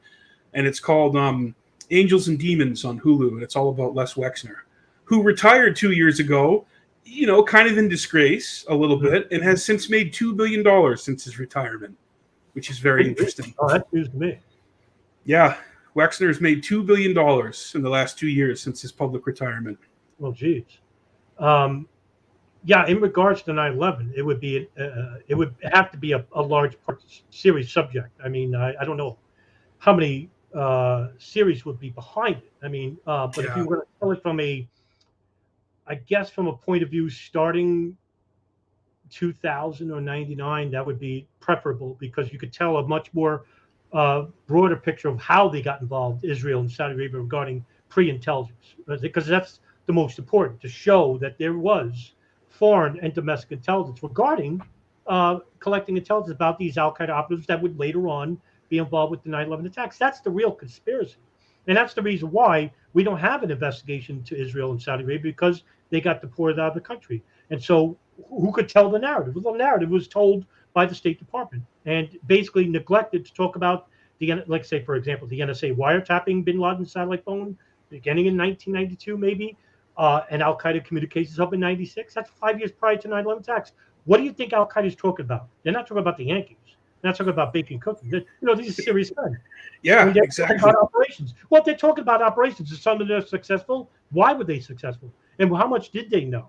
Well, we'll never talk about that because the truth movement is compromised by fringe conspiracy theorists. The media is not going to report it because they don't want you to know, because they're just an extension of the State Department. And so there's no happy medium here. You're either getting disinformation or a lack of real good information. And that you're fighting a war on two fronts, as I would say. A war of disinformation by the so-called truth movement, unfortunately, and also the State Department, because they don't want to release any type of information because there's a cover-up involved. And so, you have both sides, and the public, they don't know any better, so they'll watch, films like from Davon Cleese or listen to Christopher Bolling or Rebecca Roth, and basically they're telling you the fantastical, and that's basically what you don't need to hear. What you need to hear is how much did Saudi Arabia and Israel know regarding pre-9/11? How much did the CIA and NSA know pre-9/11? Those are the questions to ask, and that's what wasn't asked at the 9/11 Commission, and was basically partly regarding Joint House inquiry. The only person to touch on this subject was Carl Levin. And I made a podcast specifically about that. I said he was so close because he was talking to George Tenet, basically saying, well, you sat on information regarding 2 al-Qaeda subjects inside the United States for 16 months.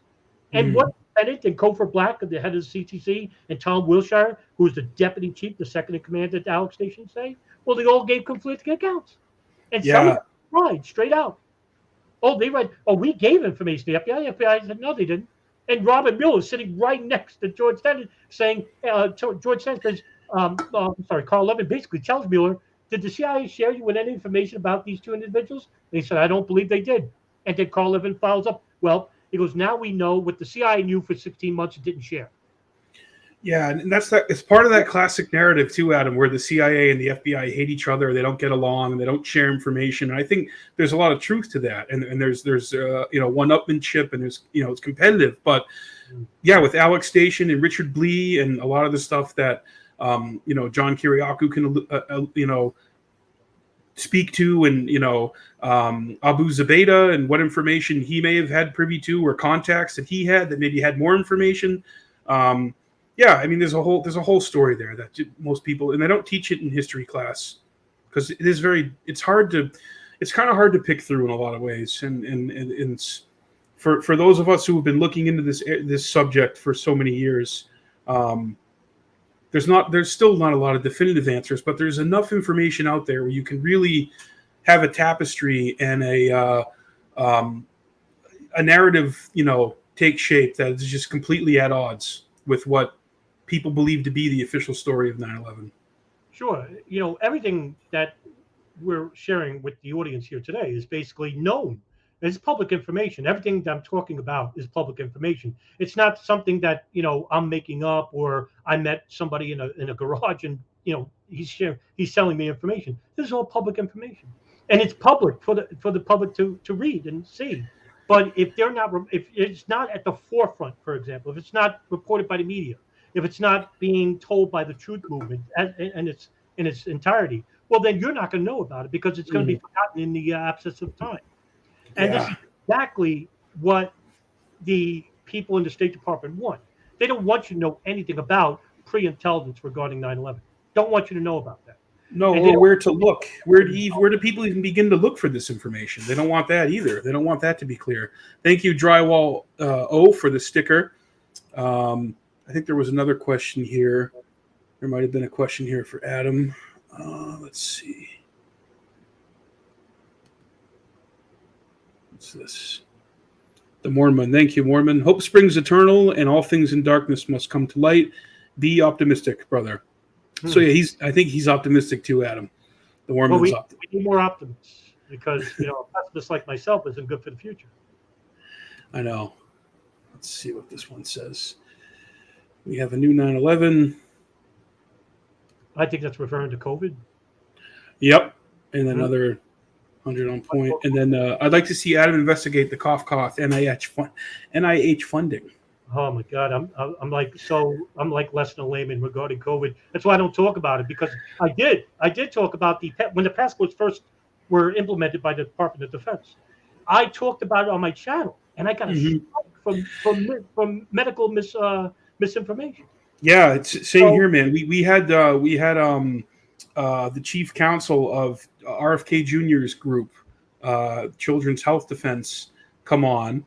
And we had a great conversation. It was the first one I'd ever done about the, you know what, and it was gone within 15 hours. And It said the same thing, medical misinfo. So I don't, to our audience, obviously we have questions and we don't buy the narrative. But it's just, I want to keep my YouTube channel. It seems like I've been allowed to talk about. I've worked very hard for the last 7 years on Jackman Radio. To put out good information, and I'm not saying that there's not good information that runs counter to the official flu world order narrative, but man, that's such a hot potato topic, and it's just, I don't know, right now, man, that's basically like if this were 2003, 2004, trying to question Iraq or 9/11, Yeah, you'll face the wrath of the people in charge. And this only leads credence to people who produce the fantastical, saying, oh, you see, they don't want you to talk about it. But there is a happy medium between the fantastical and the narrative sold by the State Department. And absolutely. You could see it. You could definitely see it for yourself. You don't have to listen to either side, but you could just experience it for yourself. In everyday life. There is more to it. Is this a bioweapon? Is it not? Those are real viable questions. And listen, I'm no fan of Alex Jones, for example, but I would not want to subjugate his speech or to have his channel taken down because it stop with him. Thanks, Adam. You don't want to censor me, Adam. I knew you were a fan. I knew you loved me. I knew you always loved me, Adam. You're a sweetheart. Right. I consider him the godfather of disinformation. But at the same time, I want the viewer or the listener to make up their own mind whether to listen to him or not. You don't want to make that decision for you by somebody else. Absolutely, we're adults. We got our own discernment. We got our own brains. What do you think we are? 5-year-olds? They treat us like children. They look at us like children, like gnats, and that's how they treat us, and that's how they view us. And they're gonna, by the failed misinfo board that happened this year, it just shows you that they tried to have an official government,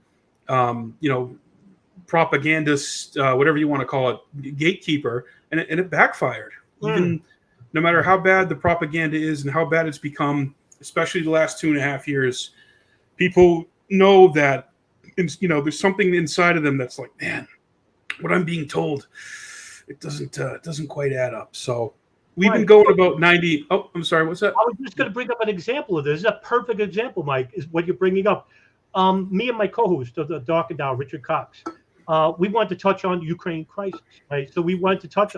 I had no idea, nothing, no history, just like every other average American. I didn't know anything about Ukraine. And when I looked at the history regarding the CIA, because when it comes to war, the CIA has some involvement in talk about recent memory. And what I found out was that the CIA and the OSS were involved with Ukrainian nationalists, right-wing separatists, that go well beyond, even into the Cold War.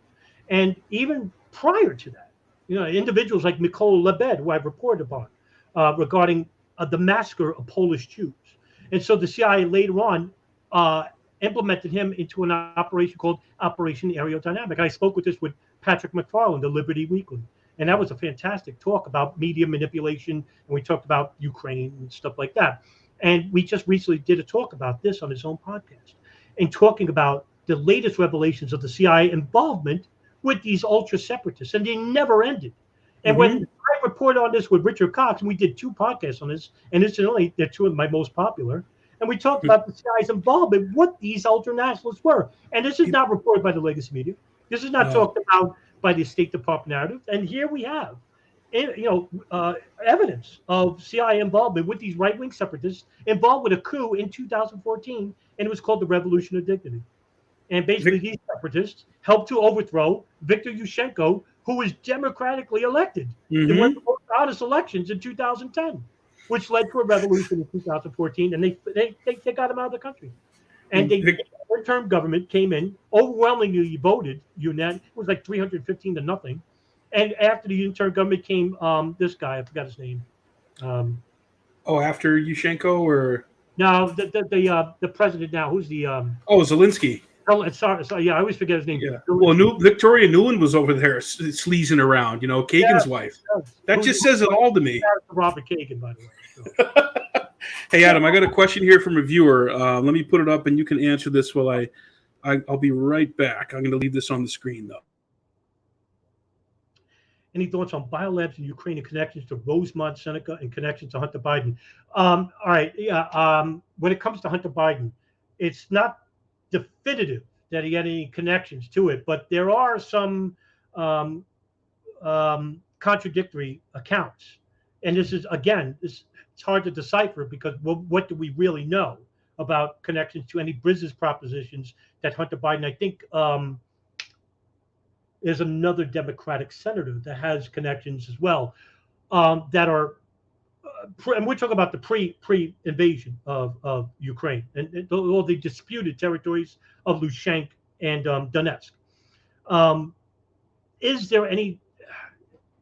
I couldn't tell you, because I never did any type of real in-depth investigating or reporting on this, and I know about these connections, and it really depends on who you listen to as a source of news, which is really hard to come by, because you'll have one source coming from the left, one source coming from the right, and then I always say in the middle is the truth. So what is to decipher the truth?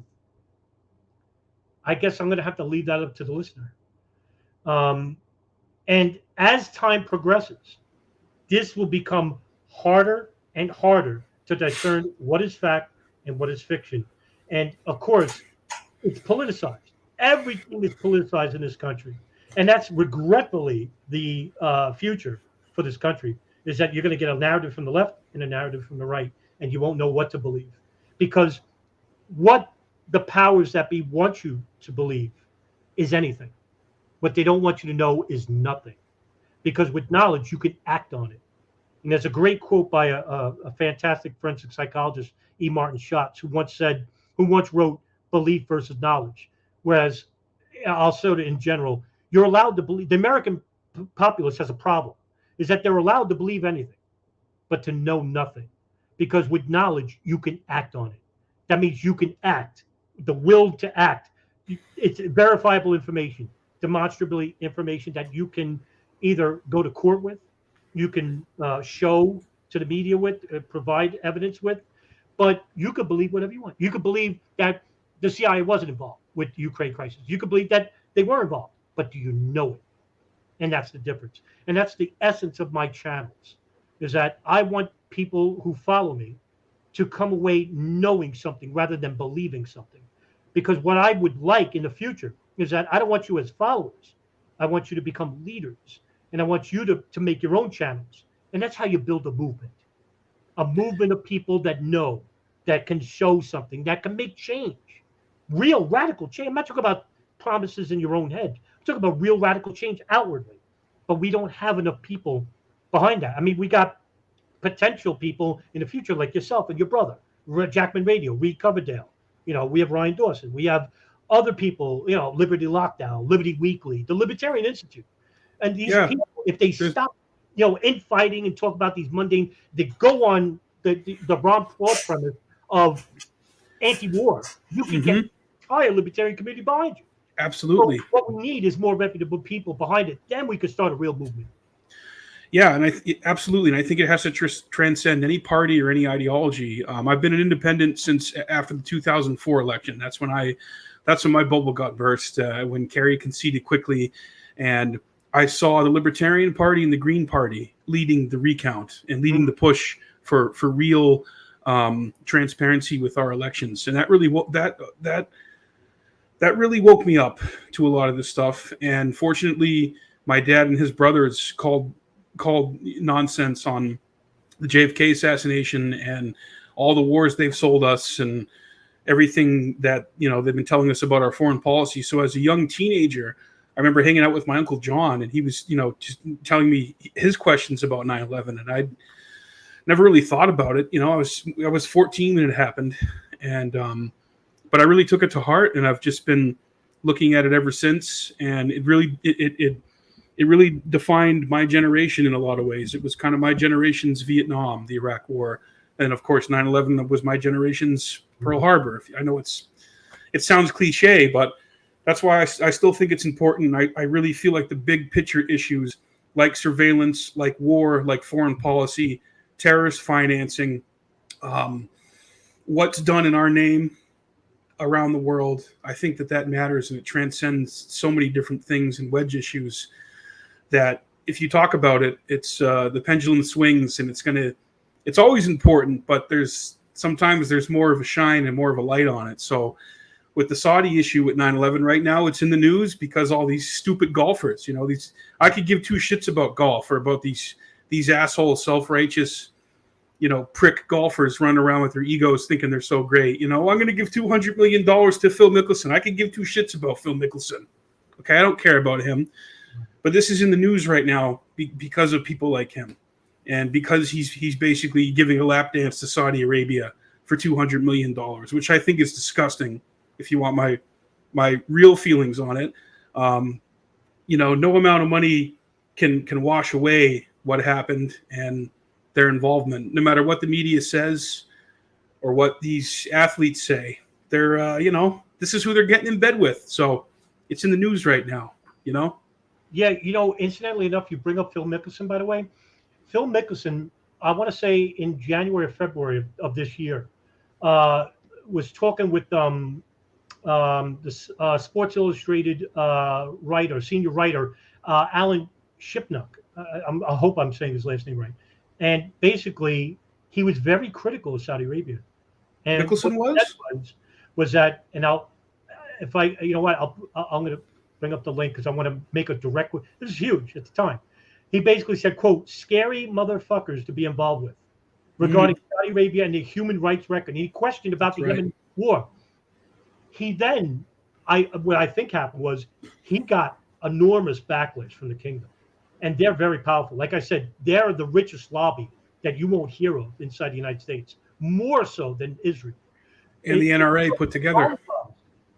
And he said that his comments have been taken out of context, and in return, in the summer, June, July, he announced, what's his name, Norman, Greg Norman, I think, announced that Mickelson would actually play in the first live event in London, and the contract was, as you Scott, was $200 million.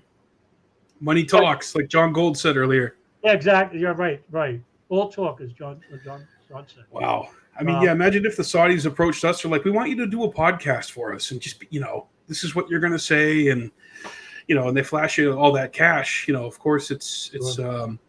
But yeah, I mean, you're talking about something that all these people died, and it's still having such an impact on our world that it's it's still important, it's still relevant, and these questions beg to be answered now more than ever, really. Right, and and John Gold brought up something very important just before, was that each passing year, 9/11 will become more distant. What I'm hoping to do with my small channel as it is try to bring a rational, sane voice to actual conspiracies involving 9/11. But Drywall All says I'm monetized. No. Are you monetized on? No, I'm not, and I won't be either. I refuse to take any type of donation or money. I gleefully and would love to spread information with the public on my own endeavor, and it doesn't take more than 10, 12 minutes. I do a video. It's nothing. I don't want to be paid for that. For people like Ryan Dawson and Nelson Martins, they do film and they do real work, legwork. They monetize them for sure. I think you should be monetized, Adam. I'm gonna disagree with you on that, because you are providing a service and you are doing it out of your own pocket and off your own spine. And Eric and I with Jackman Radio have produced everything basically out of our own pocket the last 7 years, and we've only started to get. We have a Patreon, and we are monetized on YouTube, but we're not looking to get rich off this. I just want this to be able to sustain itself, so I can continue producing good quality videos and good quality research that really does take time to suss out. Right, but it's different. You guys are a legit platform. I'm not. I'm just a guy in a room and basically sharing information. No, and I would disagree with you, Adam. I think you are legit. Stop. Just because you weren't there with me when Marcos declared martial law and took all the guns in the Philippines doesn't mean you weren't in the shit with me, because you were. Sorry, Jesse, but no. When I started this road in 2006, one promise I made to myself was that I would never ask for money regarding information I share, and I'll live up to that as long as I can, and as long as I keep doing this. And you know what? Like I said, I'm not a legit platform. I'm a regular guy. I have a job, and I do this out of my own room, and I don't think what I'm doing is any type of effort. Regarding like yourself or Ryan or Nelson, that you guys are a legit platform, and you guys put a lot more work than I could ever do. And I used to use Movie Maker, for God's sakes, to edit my video. So it's like no big deal for me, man. It's getting the good information out there that I think is so important. And I think now in our society and in our short attention span culture, trying to get it out there in a way that's like bite size or a way for people to understand, I think is the next threshold, or the next way to move on in the information war, the info war, as Alex Jones calls it. It is an info war. It is. Right. And there's a lot of bad info out there, though, Adam. You know what I mean? God, it's worse. It's worse now than it ever was. In fact, I'm glad you brought this up, because this is exactly what I saw in the Ukraine crisis. Almost immediately, we saw a narrative reporting from the State Department. Immediately, we saw fringe conspiracies almost overnight. It was almost a wash. And I said, this will only get worse in time. As with each crisis that comes along after COVID, it will become worse and worse and worse. And what this does is twofold. One, it helps the State Department. And two, it at the same time, it disinforms the public coming from reputable so-called truth or narratives, whatever truth narrative that may, or whatever group that exists. And what they'll use is platforms like Twitter or Facebook or whatever polarizing website that is at the time. Well, it'll be awash in disinformation. And it doesn't have to come from the CIA. It'll just come from the people in general because you're listening from two narratives, a left and right narrative. And like I said, between that narrative is the truth. And it always is. But the time that you have to discern what is true or not is what's important, because everyone else has marriages or two jobs they're juggling and don't have the prerequisite time to discern what is true and what is not. So they just go with the narrative that's portrayed and think, oh, that sounds about right. But at the time, it's not. And you're disinformed. And you could believe whatever, like I said, you could believe whatever you want.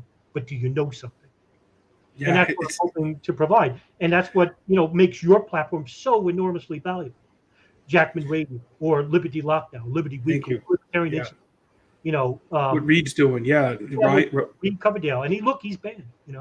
Look, these people I will always support and always show support, because we need more people like this. And that's why I said, people who follow me, I don't want you to just follow me. I want you to create your own content from what you learned. Yeah. You're the leader. You're the teacher. I don't want you to be a student. You're a teacher now. You start doing it. You do it. That's you right. do it. Everyone's an armchair critic, and it's like, okay, you do it. Right, exactly. Like I said, it's fine if you want to be like a content creator and just make money off this, then that's fine for you. What I would want for my followers, and there's not many, but I want them to be content creators and share information. And like I said, that's how you build a movement.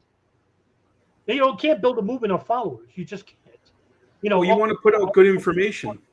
It's not my work. I'm just showing recorded information. That's all. But if we could get enough people to portray the truth, whether it's Ukraine or COVID or 9/11, hey, we can make a real difference then. But until we get enough people behind it, we can't do anything. Yeah, no, I agree with that, and I always try to put out the best information on all those subjects that you just mentioned, and everything. I've had Robbie Martin on to talk about anthrax. He made an amazing documentary about the whole anthrax deal. The anthrax story is so grossly misunderstood and underreported, and it's in my opinion, such a key component of the whole 9/11 deal. That's just not even really often talked about or factored in. So, I mean, there's tons of subjects, man. It's endless. But that podcast basically is the best podcast I've ever heard about anthrax, and it was 6 hours or something like that. It was enormous. It was phenomenal. And I've interviewed Robbie Martin. It's one of my favorite interviews I've ever done. He's such a when you get talking with him, it's just like it's so there's almost like a good symmetry between you and Robbie Martin. When he did that podcast, it was one of the best podcasts I ever heard. I think it's the second best 9/11 related podcast I ever heard. Number one is Who Is Rich Believe by Ray Nowinski. That's the best podcast I've heard. Yeah. Oh, Noah Shelsky and he worked with Kyle Hentz. Yeah. Oh, 9/11 No Citizens Watch. Sure. Yeah, that's the really good information. It's not as glossy or sexy, but it's so on the nose and so meaty, and there's just so much there that proves the official story wrong, and that shows that we've been lied to. But you just don't hear about it a lot, like you're saying, from the quote unquote truth movement or the official mainstream narrative. So. They got in trouble for that. And that's what made it so profound journalism on Ray Nowinski's and John Duffy's part, is that when they wrote the book, 9/11, Watchdogs Didn't Bark, they did that podcast, I think in 2010, 2009, I'm off by a year. They were the first people in the world to find out who was the replacement for Michael Schroyer at Alex Station and the person who ran the Yemen operation, Michelle Ann Casey, and he named them by names: Richard Blee, Michelle Ann Casey. It was not public anywhere in the world. They did it. He broke that story. That's why I said that was the most important podcast ever about relating to the 9/11 attacks, pre-intelligence. Enormous. And basically, the CIA basically told them, don't publish our names. And they did it anyway. It was ballsy. Yeah. Was that the one where they had Richard Clark basically saying he thought that they were trying to flip a couple of the hijackers? Yeah. Dude. Well, huge. I mean, Thomas Keane. Well, they had Keane reading some of the. Did they get Keane to sit down? Oh, I don't know if they did. I don't know if that's true or not. But I can't comment on that. But the interview with Richard Clark at the time, there was because Clark basically never talks about it. and they got to interview him. Yeah. And yeah, that was enormous at the time. And basically talking about Alex Station, which nobody ever talks about. And that's why I reached out to Mark Rossini. I'm glad he did with it. But to get anybody working in that pre-intelligence 9/11, good luck, because they hardly ever talk. Meanwhile, some of these people do want to talk. Well, I was just about to say that, Adam. You know what? These people who do work for our alphabet agencies and for the military, for the government, for the CIA, most of them they're good people. They're patriots. They believe in America. They want to combat terrorism. They want the safety of our country. That's their best interest. But there's things in place that prevent them from being a whistleblower or from talking about negligence or something being squashed by a higher up for fear of retribution. That all exists. That exists in any sector, whether it be education or government or private, anything. And I think maybe some of them seeing the information that's out there in the research community, will cause some of them to come forward with the piece of the puzzle that they have or the information that they have. So that's why I think there's value in doing podcasts like we're doing here today on a Sunday, at 5 o'clock, Eastern time, with a couple beers, cracking beers as Drywall. Cheers to you, Drywall. But we're coming up on 2 hours, Adam. What do you got that you're working on or coming out with next that you want to tease? Actually, I'm going to be interviewing John Kiriakou Friday, and we're going to be talking about, his investigation or his whistleblowing actually into the CIA torture program, rendition and torture program, his time at the CIA, and Alex Station, for example, what he knew. I mean, he didn't work out at Alex Station, but he knew certain players within Alex Station. I would like to speak on that for a little bit.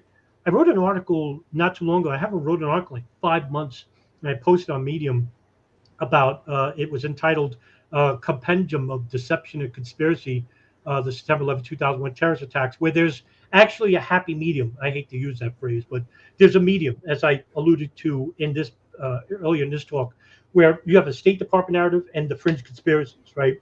But in between is the truth.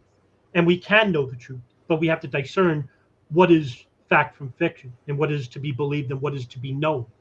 And I hope in that article, which is, it takes about 20 minutes to read, I can get the person who's investigating 9/11 to discern what is right and what is wrong, what is true and what is not. And that was the whole basis of the article about. In terms of like any future projects, no, not really. I've been taking a break here and there now. I'm like trying to, if you just keep concentrating on an issue, it basically drives you nuts. So I don't want that to happen. You gotta have fun too, man. Have a couple. I don't know. Do you drink, or you don't have to answer that? I haven't drank in like 6 years. The last time I drank, I had a headache, and good for you. I was like, forget it. But then again, it was Johnny Walker Blue Label. So wow, Johnny Walker Blue Label. Yeah, Johnny Walker Blue Label straight. Yeah, that's good stuff. IB one more here from must support Mike, Eric, Adam, Reed, and Ryan. Thank you, IB Denmark. We really appreciate your support. If you do like what we do on Jackman Radio and you find value in it and information, we do have a Patreon. Like I said earlier, we're not looking to like profit from this information or get rich, but in order to buy, like this microphone right here was purchased from our patrons, and we sound better as a result of that. So and also your studio too, And yeah, exactly. We Jackman Radio, we are going to be moving into a studio space in September. There'll be some more information coming on that. We've alluded to it the last couple months, but it's going through. It's going to happen. So if you guys want to see this information reach a bigger audience and look more professional, sound more professional, I mean, the information speaks for itself. But like we're saying, if you can present it on a platform or in a way that's more presentable or amenable to the masses, then I think it's a good thing. And that's what your support does. So if you do want to support us, we are on Patreon. I'm also on buymeacoffee.com. And it's similar to Patreon. It's basically, Adam, it's like a tip tip thing. I'm just going to ask you that. What is that, by the way? Because I keep hearing about it.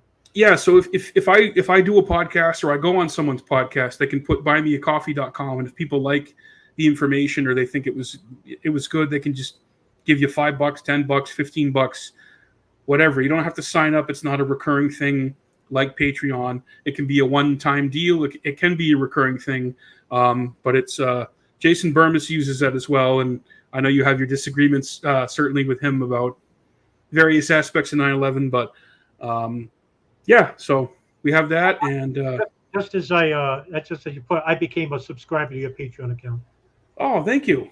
Yeah, that's very kind of you. Because I want you to succeed anyway, and we need more people like you. We do.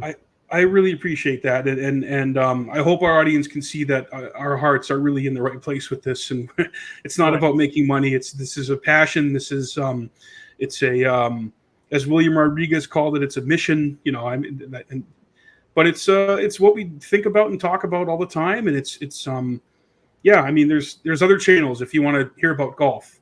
If you want to hear the pro Saudi golf version, you can watch MSNBC or whatever, and you can watch whatever you want. But if you like the information that we present here, you know, from our great researchers like Adam Fitzgerald and Ryan Dawson and John Gold, who I hope to have back on. And thanks again, John, for coming on short notice. John is an invaluable resource and tool with respect to 9/11, and has really been with the cause for a long time. So he is originally one of the oldest still content creators regarding 9/11, and he comes from a peak before the fringe conspiracy. He's been doing this for 20 years.